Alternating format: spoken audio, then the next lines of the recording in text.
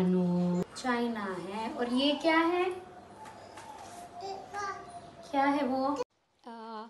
कोणत्याही यशामागे आपण एकाला श्रेय नाही देऊ शकत। यामध्ये मला पूर्ण परिवाराची साथ लाभली आहे। सगळ्यांनीच तेवढं सपोर्ट केलं आहे आणि त्यांच्या सगळ्यांमुळे हे शक्य होऊ शकलं।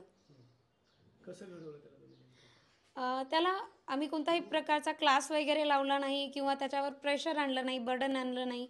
तर त्याला हसत खेळत आम्हाला जसं जमेल, जसं शिकवता येईल त्या प्रकारे शिकवत गेलो आणि तो शिकत गेला। काय त्याला बाराखडी येते, डायरेक्शन्स ओळखता येतात, मंथ्स म्हणतो तो, Marathi months, English months, numbers बोलून दाखवतो, व्हेजिटेबल्स ओळखतो, फ्रूट्स ओळखतो, अलग अलग कंट्रीजचे फ्लॅग्स वगैरे ओळखून दाखवतो। एक दिवस एक इन्सिडेंट झाला ॲक्च्युली माझ्यासोबत। त्याला जेवण करवताना मी बऱ्याचदा त्याच्याशी हे कंटिन्यू बोलत राहायचे आणि तो मला असं वाटायचं की तो त्याच्याच नादात आहे, तो त्याचं माझ्याकडे लक्ष नाही आहे।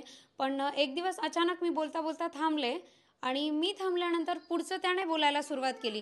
त्यावेळेस मला लक्षात आलं की माझं जरी लक्ष नाही आहे तरी तो पूर्ण ऐकतो आहे आणि त्याला ते सगळं समजलं आहे।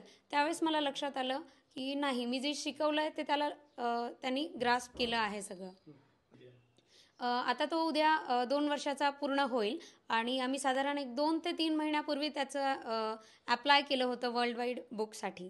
त्याची दखल घेतलेली आहे? हां, एक साधारण महिना 2 महिन्यानंतर आम्हाला ॲप्रुव्हल वगैरे आलं आणि त्याच्यानंतर त्याची जी रजिस्ट्रेशन आहे ते झालं वर्ल्ड वाईड बुक ऑफ रेकॉर्डमध्ये।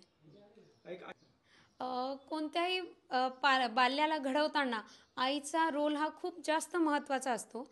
त्यामुळे जेवढं आपल्याला कॉन्सन्ट्रेशन करता येईल, कारण हो न हो ही आपली पुढची जनरेशन आहे, फक्त आपलीच नाही तर ती पूर्ण देशाची संपत्ती आहे।